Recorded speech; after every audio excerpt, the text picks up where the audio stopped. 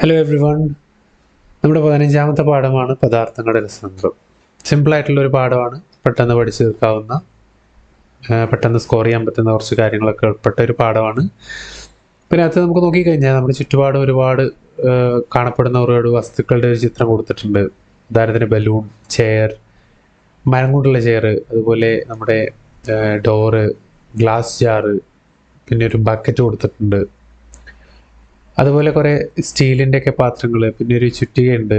അതിനകത്ത് ഇരുമ്പിൻ്റെ പിടിയും ഇരുമ്പിൻ്റെ ഒരു അമർത്തുന്ന ഭാഗവും, അതുപോലെ മരം കൊണ്ടുള്ള അതിൻ്റെ പിടിയുണ്ട്. അതുപോലെ ടയറ്, പിന്നെ ഇത് ചകിരി കൊണ്ടുള്ള കയറ്, ഇത് നമ്മുടെ നൈലോൺ കയറ്, അങ്ങനെ ഒരുപാട് കാര്യങ്ങൾ ഇതിനകത്ത് കൊടുത്തിട്ടുണ്ട്.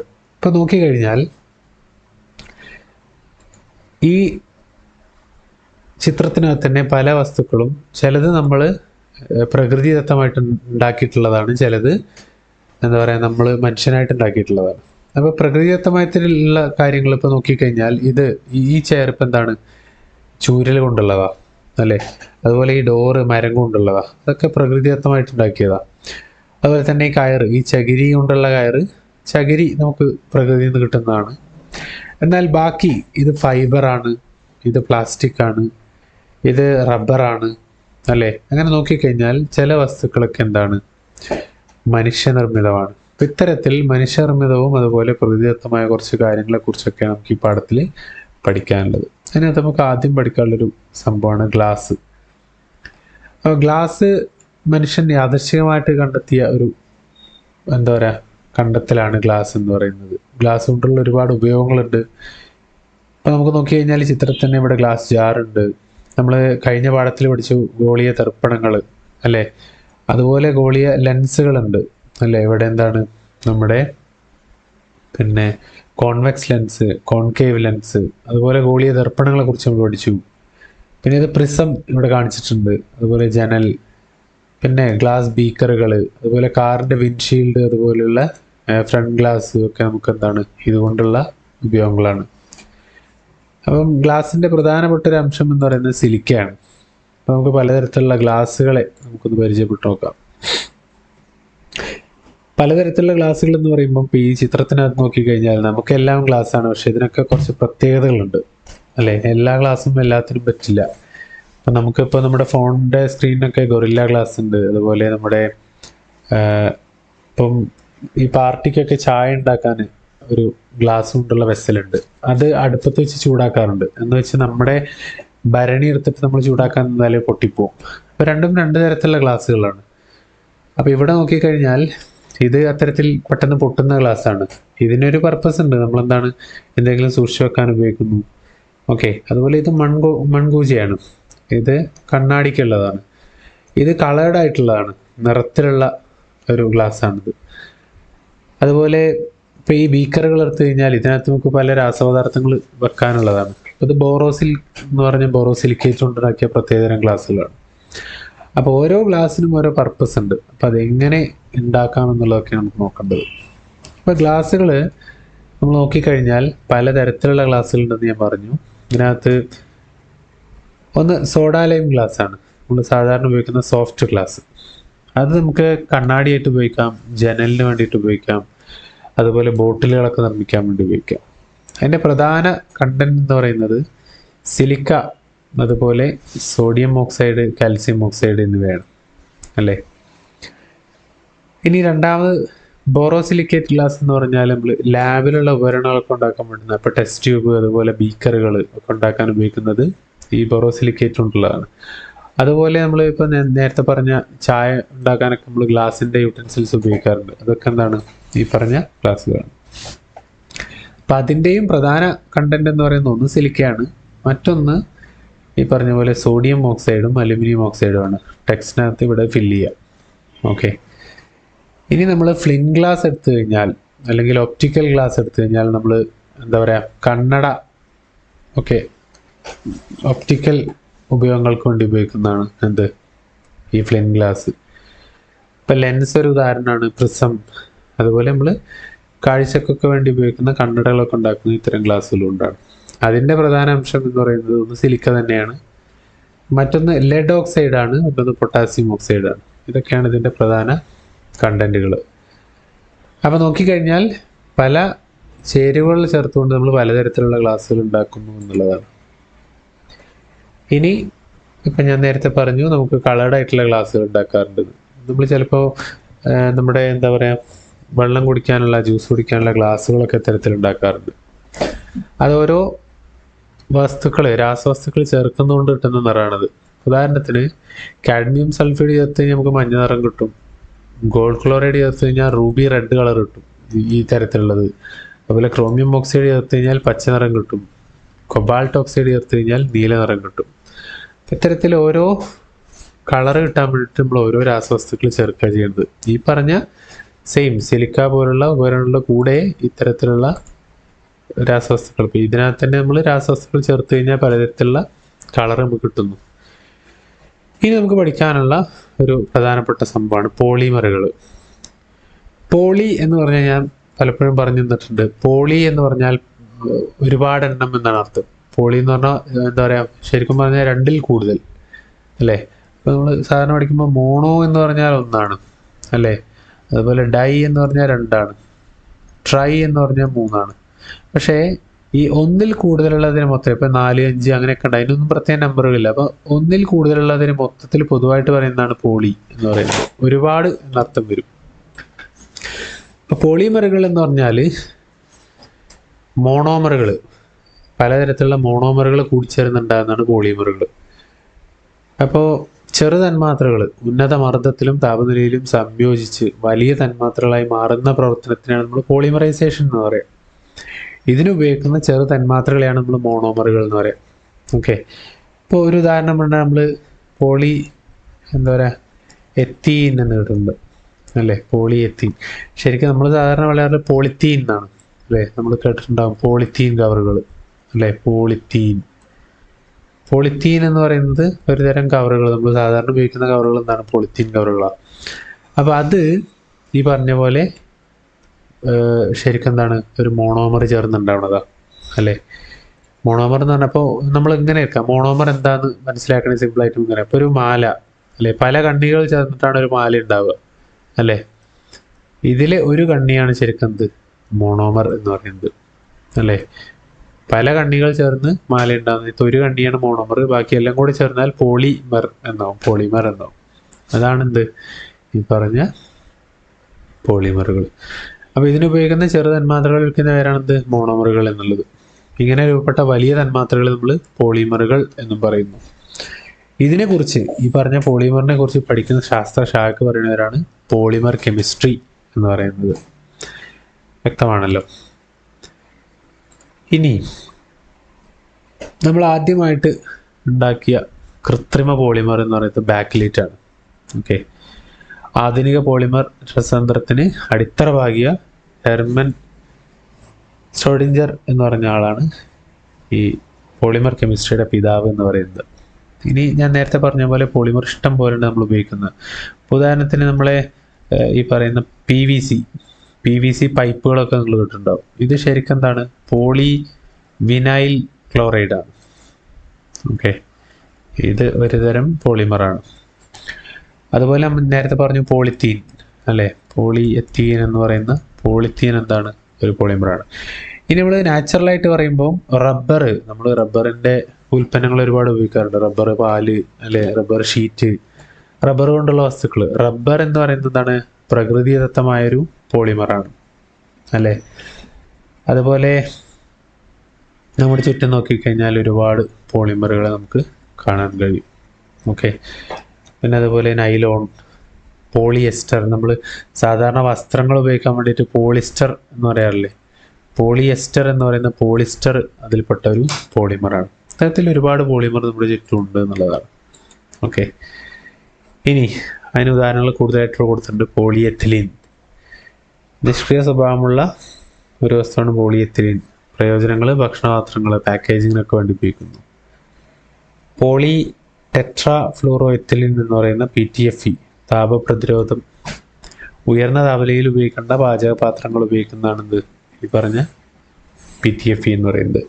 പിന്നെ പോളി വിനൈൽ ക്ലോറൈഡ് നമ്മൾ പറഞ്ഞു വൈദ്യുത പ്രതിരോധത്തിന്. നമ്മൾ സാധാരണ പൈപ്പുകളും കേബിളുകളൊക്കെ നമ്മൾ വീട്ടിൽ ഉപയോഗിക്കുന്ന വയറിങ്ങിനൊക്കെ ഉപയോഗിക്കുന്ന ഇൻസുലേഷൻ, അതുപോലെ പ്ലംബിങ്ങിന് വെള്ളം കൊണ്ടുപോകാൻ ഉപയോഗിക്കുന്ന പൈപ്പുകളൊക്കെ പോളിവിനൈൽ ക്ലോറൈഡാണ്. ഇനി കൂടാതെ പോളി എത്തിലിൻ ടെർത്താലേറ്റ് എന്ന് പറയുന്ന PET, അത് വാതകങ്ങളെ തടഞ്ഞു നിർത്താൻ വേണ്ടിയിട്ടാണ് ബോട്ടിലുകളുടെ നിർമ്മാണത്തിനൊക്കെ വേണ്ടിയിട്ട് ഉപയോഗിക്കുന്നു. ഓക്കെ, അതതിൻ്റെ സവിശേഷത എന്ത്? വാതകങ്ങളെ തടഞ്ഞു നിർത്തുന്നുള്ളത്. ഓക്കെ, ബോട്ടിലുകളൊക്കെ നിർമ്മാണത്തിന് ഉപയോഗിക്കുന്നതാണ് ഈ PET എന്ന് പറയുന്നത്. ഇത്തരത്തിലുള്ള പല വസ്തുക്കൾ കൊണ്ടുള്ള പ്ലാസ്റ്റിക്കുകൾ നമ്മുടെ ചുറ്റും അവൈലബിൾ ആണ്. ഈ നേരത്തെ പറഞ്ഞു പ്രകൃതിദത്തമായിട്ട് എന്തുണ്ട്? പോളിമറുകളുണ്ട്. ഇപ്പോൾ സെല്ലുലോസ്, ചെടികളിൽ സസ്യങ്ങളുണ്ടാകുന്ന സെല്ലുലോസ്, സ്റ്റാർച്ച്, അതുപോലെ സ്വാഭാവിക റബ്ബർ, നമ്മൾ സാധാരണ കൃഷിയിടത്ത് കാണുന്ന റബ്ബറുകളൊക്കെ എന്താണ്? പ്രകൃതിദത്ത പോളിമറുകളാണ്. മനുഷ്യനിർമ്മിത പോളിമറുകൾ നമ്മൾ പറഞ്ഞു, പോളിത്തീൻ, നൈലോൺ, ബാക്ടീരിയറ്റ്, PVC. കൃത്രിമ റബ്ബറുകളൊക്കെ എന്താണ്? ഈ പറഞ്ഞ മനുഷ്യനിർമ്മിത പോളിമറുകളാണ്. ഇനി ഈ പോളിമറുകളെ അവരുടെ ഭൗതിക സ്വഭാവത്തിൻ്റെ അടിസ്ഥാനത്തിൽ നമുക്ക് ശരിക്കും പ്ലാസ്റ്റിക്, റബ്ബർ, ഫൈബർ എന്നിങ്ങനെ തിരിക്കാം. ഓക്കെ, പ്ലാസ്റ്റിക്കുകളുണ്ട്, റബ്ബറുകളുണ്ട്, ഫൈബറുകളുണ്ട്. ഓരോന്നിനും ഓരോ സ്വഭാവമാണ്. ഇനി പ്ലാസ്റ്റിക്കിനകത്ത് തന്നെ 2 തരം പ്ലാസ്റ്റിക്കുകളുണ്ട്. തെർമോ പ്ലാസ്റ്റിക്കുകളും തെർമോ സെറ്റിംഗ് പ്ലാസ്റ്റിക്കുകളും ഉണ്ട്. തെർമോ സെറ്റിംഗ് എന്ന് പറഞ്ഞ പേര് പോലെ തന്നെ അവർ സെറ്റാവും, പെട്ടെന്ന് സെറ്റാവും, പിന്നെ അവരെ വേർതിരിക്കാൻ കഴിയില്ല. ഓക്കെ, ഉദാഹരണം പറഞ്ഞാൽ ഇപ്പോൾ നമ്മുടെ കുക്കറിൻ്റെ ഒക്കെ കാണുന്ന റബ്ബറിൻ്റെ ഇത്, അതുപോലെ നമ്മുടെ പാത്രങ്ങളുടെ പിടി, ഇത് പ്ലാസ്റ്റിക് കൊണ്ടുള്ള ഉണ്ടാവും. പക്ഷെ അത് നമ്മൾ ഉരുക്കിയാൽ നമ്മുടെ ഒരു സാധാരണ ഒരു പേന ഉരുക്കിയ അതുപോലെ നമ്മൾ എന്ത് ചെയ്യുക? ഫ്ലെക്സിബിൾ ആവില്ല. അപ്പോൾ ഒരു വട്ടം ഉരുക്കിയത് സെറ്റായി കഴിഞ്ഞാൽ സെറ്റായി. അതാണ് തെർമോ സെറ്റിംഗ് പ്ലാസ്റ്റിക്കുകൾ എന്ന് പറയുന്നത്.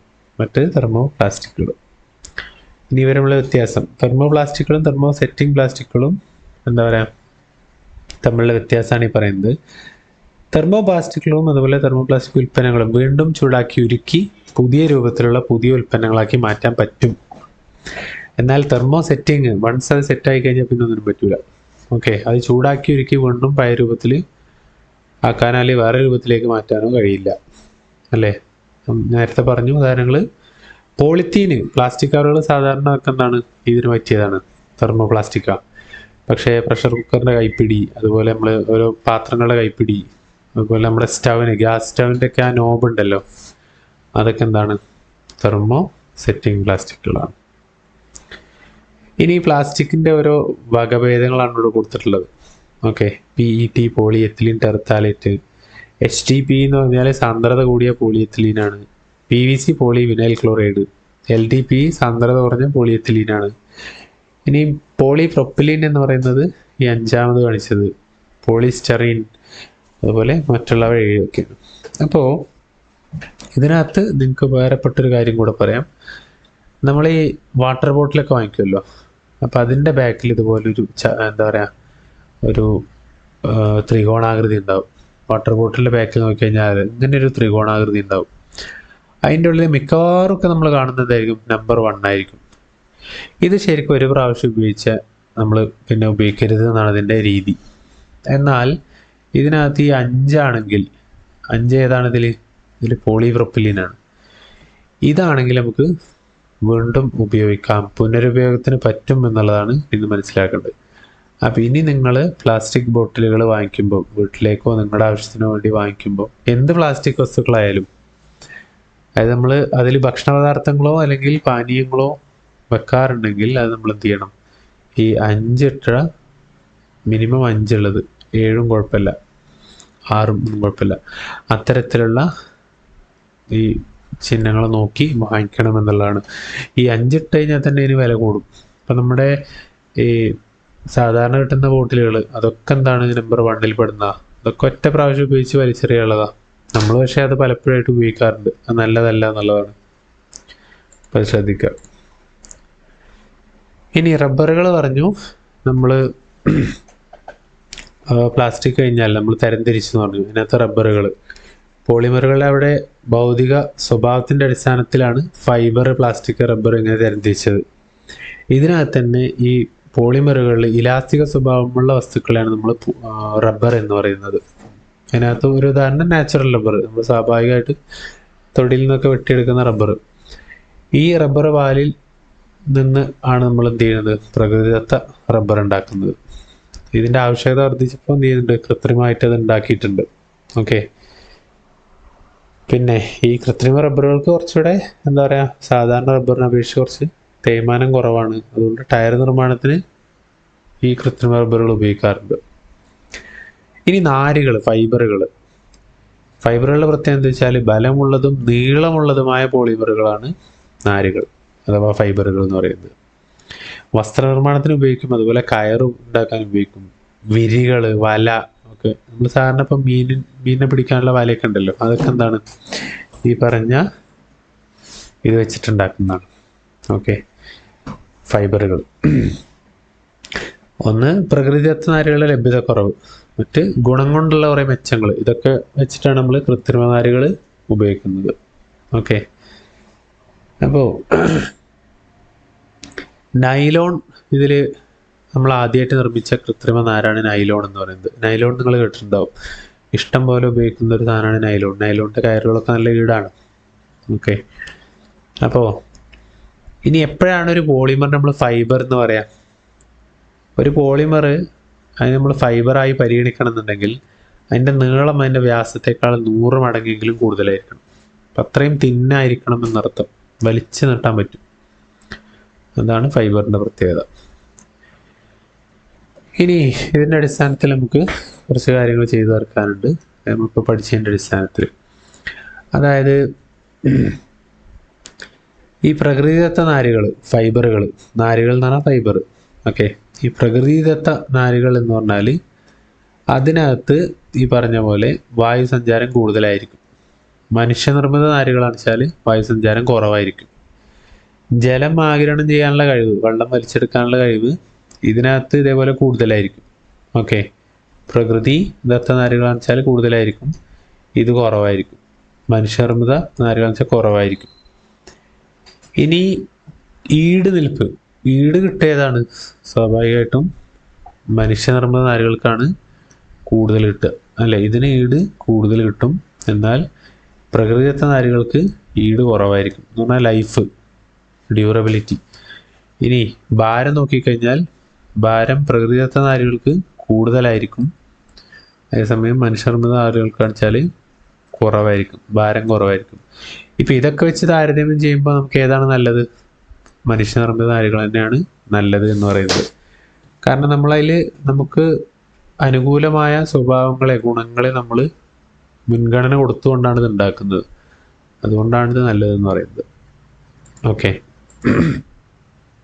ഇനി കൂടാതെ ഈ ഫൈബറുകൾ നമുക്ക് എന്ത് ചെയ്യാൻ പറ്റും?